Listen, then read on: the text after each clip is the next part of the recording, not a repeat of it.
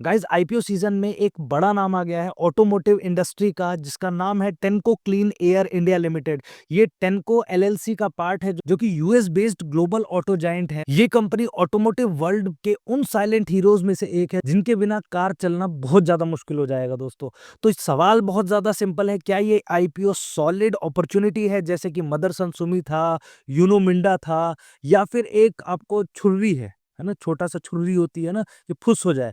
तो ये वीडियो आखिरी तक देखते रहिए, आपको सब कुछ समझ में आने वाला है। इसमें पैसा लगाना, इन्वेस्टमेंट करना फ्रूटफुल रहेगा या बेकार रहेगा, ये वीडियो आखिरी तक देखते रहना, आपका सारा डाउट क्लियर कर दूंगा, मेरा प्रॉमिस है आप लोगों से। कंपनी के बैकग्राउंड से बात करना स्टार्ट करता हूं दोस्तों, थोड़ा सा समझ में आएगा। यूएस बेस्ड ऑटो जायंट का एक छोटा सा पार्ट है। 1979 से इंडिया में कॉर्पोरेट का इनकॉर्पोरेटेड है। 39 आर&डीज हैं और 100 प्लस मैन्युफैक्चरिंग प्लांट्स हैं। 12 मैन्युफैक्चरिंग प्लांट्स इनके तमिलनाडु, हरियाणा, पुणे, एमपी, गुजरात तक है। ओईएम क्लाइंट्स की अगर मैं आपको बात करता हूं तो Maruti, Mahindra, Tata, Ashok Leyland, Volvo, hyundai, JCB, किया, आयशर, बहुत बड़े बड़े नाम हैं। बहुत बड़ी बड़ी कार मैन्युफैक्चरिंग कंपनीज हैं, बहुत बड़ी बड़ी आपकी कमर्शियल व्हीकल वाली कंपनीज हैं। कोर प्रोडक्ट्स तीन तरीके के हैं। क्लीन एयर सिस्टम, जिसमें आपका एग्जॉस्ट सिस्टम आ जाता है, कैटेलिक कन्वर्टर आ जाता है, एमिशन कंट्रोल सॉल्यूशंस आ जाते हैं। दूसरा राइड परफॉर्मेंस, जिसमें आपका सस्पेंशन पोर्शन आ जाता है। तीसरा सीलिंग एंड बियरिंग, जो कि बहुत सारी ग्रुप कंपनीज के थ्रू ये लोग डिस्ट्रीब्यूट करते हैं, ये लोग बनाते हैं। इंडस्ट्री के ट्रेंड की मैं बात करता हूं, क्लीन एयर एक फ्यूचर की तरीके से हम लोग को दिखने वाला है दोस्तों। BS6 चल रहा है, BS6 के बाद हमको BS7 और CPCB 4+ के नॉर्म्स आने वाले हैं, जो कि हर पेट्रोल और डीजल व्हीकल को एडवांस्ड एमिशन कंट्रोल सिस्टम लगाना मैंडेटरी होने ही वाला है। अभी अगर मैं इनके ग्रोथ ट्रेंड की बात करता हूं तो क्लीन एयर सिस्टम का इनका जो कैगर रहेगा वो 8 to 10% के हिसाब से 2000 फिजिकल 30 तक उम्मीद है ग्रो करेगा। सस्पेंशन की बात करता हूं, सस्पेंशन वाला जो पोर्शन है वो भी 8 to 10% कैगर के साथ ग्रो करेगा। ओईएम कंपोनेंट्स का जो डिमांड है उसमें कुछ ऐसे स्पेसिफिक नंबर्स नहीं है, लेकिन उम्मीद यही है कि वो भी आपका 8 to 10% कैगर के साथ फिजिकल 30 तक ग्रो करने वाला है। कंपनी का स्ट्रेंथ क्या है दोस्तों? Technological advancement. Techno India directly use कर रही है ग्लोबल आर&डी से मिलने वाले पेटेंटेड टेक्नोलॉजी। एक गजब की बात बताता हूं, BS6 कंपोनेंट्स सिर्फ 13 महीने में लोकलाइज कर लिए थे इन्होंने, जो कि बाकी कंपनीज को लगभग 2 साल लग गए थे। मार्केट में लीडरशिप भी है इन लोगों की। इंडिया के लार्जेस्ट सप्लायर है क्लीन एयर सिस्टम में, with 57% shares in commercial vehicle, top 4 in PV exhaust, number 1 in shock absorbers with 52% market share. Sticky OEM contracts तीसरा पॉइंट आता है।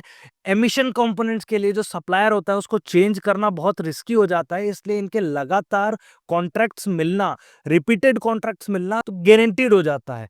फाइनेंशियली बहुत सॉलिड है, इनका हायर मार्जिन रहता है, फ्री कैश फ्लो है इनके पास। आरओसी आप देखोगे तो 55% के आसपास का आरओसी है। आरओई आप देखोगे 43% के आसपास इनका आरओई है। रेवेन्यू बढ़ रहा है, एबिटा मार्जिन बढ़ रहा है, पैट मार्जिन बढ़ रहा है, आरओसी आरओई की बात मैंने आपसे कर ही ली। फाइनेंशियली बहुत ज्यादा स्ट्रांग है, फाइनेंशियली बहुत ज्यादा साउंड है ये कंपनी। लो डेट है इनका, कंसिस्टेंटली प्रॉफिटेबिलिटी दिखा रही है, तो ये हमारे लिए एक बड़ा प्लस पॉइंट हो गया। अभी आईपीओ गेम की बात करता हूं तो आज से मतलब 12 तारीख से ये चालू हुआ है। मैं 12 तारीख को रिकॉर्ड कर रहा हूं, कल अपलोड होगा ये। 12 तारीख से चालू हुआ है, 44 टाइम सब्सक्राइब हो चुका है ऑलरेडी। तो ये अभी एक प्लस पॉइंट है, लेकिन इसका सबसे बड़ा नेगेटिव क्या है? सारा पैसा कंपनी के पास ना जाके प्रमोटर्स के पास जा रहा है। 3600 करोड़ रुपए कंपनी जुटा रही है, वो सारा ही सारा पैसा ऑफर फॉर सेल में जाने वाला है। कंपनी को एक भी रुपए नहीं मिलेगा। कंपनी को अगर देखोगे तो जरूरत भी नहीं है। एलजी को जरूरत थी क्या? एलजी भी तो इतना अच्छा लिस्टिंग हुआ ना, एलजी को भी जरूरत नहीं थी। इतना प्रॉफिटेबल कंपनी है, फ्री कैश फ्लो है, यहाँ पे भी वही सिस्टम है। फ्री कैश फ्लो है, प्रॉफिटेबिलिटी है, दिख रही है आपको। कंपनी को जरूरत नहीं है, प्रमोटर्स पैसा ले रहे हैं, यूएस की कंपनी है, पैसा लेके जा रही है। तो अभी इसमें क्या रिस्क हो सकता है? सबसे बड़ा है डिपेंडेंसी ऑन पेरेंट कंपनी टेनको एलएलसी। अभी क्या है, टेक्नोलॉजी और आईपी लाइसेंस का जो पेरेंट से इनको मिलता है, अगर रॉयल्टी बढ़ गई तो मार्जिन्स में प्रेशर आ सकता है और वो डायरेक्टली इंपैक्ट करेगा प्रॉफिटेबिलिटी और रेवेन्यू पे। ऑटो साइकिल सेंसिटिव है दोस्तों, ओईएम से 80% रेवेन्यू इन लोगों का आता है। अगर व्हीकल की सेल्स गिरती हैं तो वहां से भी रेवेन्यू पे एक इम्पैक्ट देखने को मिल सकता है। ईवी ट्रांजिशंस इस समय चल रहे हैं 2030 तक, हम लोग ईवी की तरफ पूरी तरीके से बढ़ने की फिराक में हैं, तो वहां पे भी इन कंपनीज के मार्जिन पे इफेक्ट पड़ सकता है। लॉन्ग टर्म में ईवी व्हीकल्स में एग्जॉस्ट सिस्टम की डिमांड बहुत ज्यादा कम हो जाएगी, ऐसा लग रहा है। बट शॉर्ट टर्म में या मीडियम टर्म में मैं बात करता हूं तो जो हाइब्रिड मॉडल आ रहे हैं या सीएनजी की गाड़ी आ रही हैं, उसमें अभी स्ट्रॉन्ग डिमांड देखने को मिल जाएगी। ओएफएस वाला पॉइंट मैंने आप लोग को बता ही दिया, वो भी एक बड़ा नेगेटिव इम्पैक्ट है। तो अभी ये सवाल आता है कि इसको अप्लाई करना चाहिए कि अवॉइड करना चाहिए। तो शॉर्ट टर्म लिस्टिंग गेन की अगर मैं बात करता हूं तो मेरे हिसाब से 20% से 30% का लिस्टिंग गेन इसमें आप लोग को देखने को मिल सकता है। मैंने कल वाली शॉर्ट वीडियो में भी ये चीज बताई थी कि आपका सब्सक्रिप्शन इसमें 70 टू 80 टाइम्स मिनिमम रहने वाला है।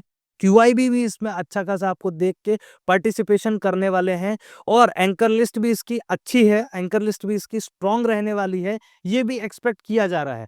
तो लॉन्ग टर्म व्यू के लिए अगर मैं आपसे बोलूंगा तो लॉन्ग टर्म व्यू में मतलब उनो मिंडा जैसा बन सकता है क्या, तो उसमें कुछ पॉजिटिव्स आएंगे, कुछ नेगेटिव्स आएंगे। लेकिन शॉर्ट टर्म में आपको मैं बोलूंगा तो वैल्यूएशंस अट्रैक्टिव है, ब्रांड ट्रस्टेड है, इंडस्ट्री में टेलविंड्स पॉजिटिव हैं। लेकिन आगे जाने वाले समय में, आगे आने वाले समय में ये टेलविंड्स हेडविंड्स भी बन सकते हैं, तो वहां पे कंपनी को थोड़ा सा प्रेशर देखने को मिल सकता है, जिसमें मैं ईवी की मैंने ऑलरेडी बात कर ली आप लोगों से। तो पॉजिटिव्स की अगर मैं बात करता हूँ लॉन्ग टर्म के लिए, तो रेगुलेटरी पुश जो आपको हर साल मिल रहा है वो एक पॉजिटिव्स है।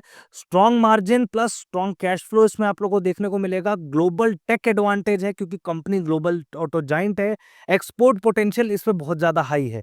नेगेटिव्स की मैं बात करता हूं तो ईवी एडॉप्शन 2030 तक धीरे धीरे ग्रेजुअली इंक्रीज होने वाला है, तो वो एक आपको नेगेटिविटी देखने को मिलेगी। लिमिटेड आफ्टर मार्केट प्रेजेंस है, वो एक नेगेटिव है। और डिपेंडेंसीज है कुछ ही बिग ओईएम्स के ऊपर, तो वहां पे एक बड़ी डिपेंडेंसी आपको देखने को मिलती है, तो इसलिए दिक्कत आ सकती है। तो लॉन्ग टर्म में ये स्टेडी कंपाउंडर हो सकता है, मल्टी बैगर मुश्किल लग रहा है।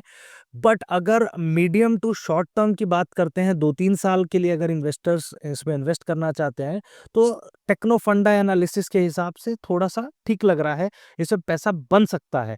ठीक है, तो आप लोग मुझे नीचे कमेंट सेक्शन में बताइएगा आप लोग क्या सोचते हो इस आईपीओ के बारे में, आप लोगों को ये आईपीओ कैसा लग रहा है, आपका क्या विचार है, सब हम लोग नीचे कमेंट सेक्शन खुला हुआ है, प्रॉपर डिस्कशन करेंगे। शॉर्ट वीडियो में प्रॉपर डिस्कशन करना थोड़ा सा मुश्किल हो जाता है, बट लॉन्ग वीडियो में हम इस चीज से थोड़ा उभर पाते हैं और मैं अपने दिल की सारी बातें आप लोगों से खुल के बोल पाता हूं। तो मैं क्या करने वाला हूं, मैं इस आईपीओ में अप्लाई करने वाला हूं। आप लोग का मुझे इंतजार रहेगा नीचे कमेंट सेक्शन में कि आप लोग क्या करने वाले हैं, वो मुझे नीचे कमेंट सेक्शन में बताएंगे। ठीक है दोस्तों, मिलते हैं अगले वीडियो में, तब तक के लिए नमस्कार, जय हिंद, जय भोलेनाथ।